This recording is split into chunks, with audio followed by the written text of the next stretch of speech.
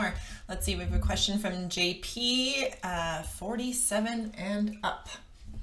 Hey Rob, should I be modifying programming or diet because I'm over 45?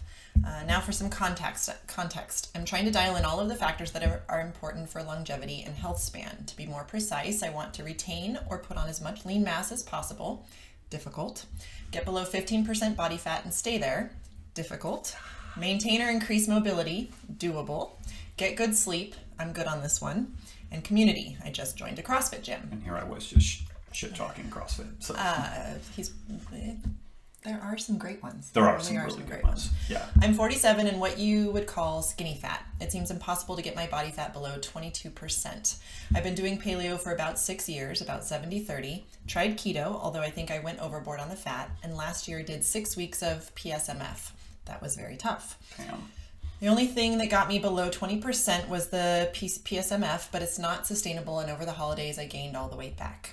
I try to stay abreast of the science and avidly consume your work along with Peter Attia, Chris Masterjohn, Kresser, etc. I'm also known to browse through PubMed in my leisure time. All that to say, I'm eager to learn and I'm as informed as my capabilities allow on these topics. I have been lifting 2 to 3 times a week throughout and try to limit my cardio to short, intense stints. I'd been trying to do the minimum viable dose thing, but results are not anything to write home about, plus it's kind of lonely. Recently, I've seen several folks online talk about how if you're over 40, you need to do things differently. Invariably, there's a pitch for an ebook or a class at the end of the story. Point is, I get good sleep. I do strength training 2 to 3 times a week. I'm eating mostly paleo, but I just can't consistently get below the damn 20% body fat mark. Should I be doing something different because I'm approaching 50?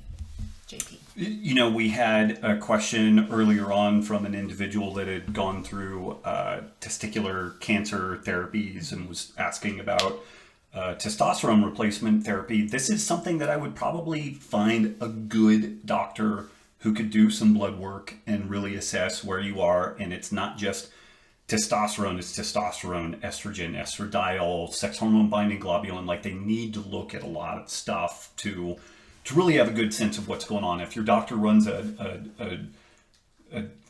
total testosterone and they're like, oh, you look good, then that person is an idiot. Like, he or she literally has no idea what they're talking about. So this is one of those scenarios in which I would look at kind of the hormonal underpinnings. It sounds like and this is funny, where like, we've listened to so many of these, you're kind of like, I'm getting some bullshit here, you know, but it is, no, okay, that sounds right, that sounds right, that sounds right. It's all seems on point. JP sounds like he's neither deluding himself nor trying to delude us.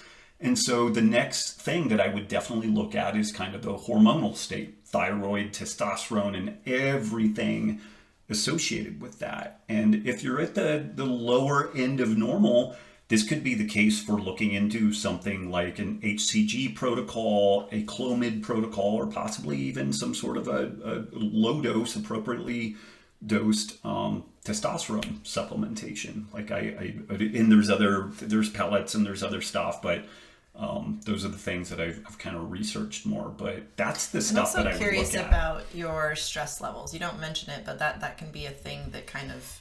It could be, but you know, even I have a feeling the stress levels are probably not a big deal, just because like this is so reasoned and well punctuated and organized. Like it's so funny. Like you get the frenetic, like when people are stressed out, like it's a jumbled fucking mess when we get this stuff. So it's like this seems like a very like centered, reasonable, balanced person.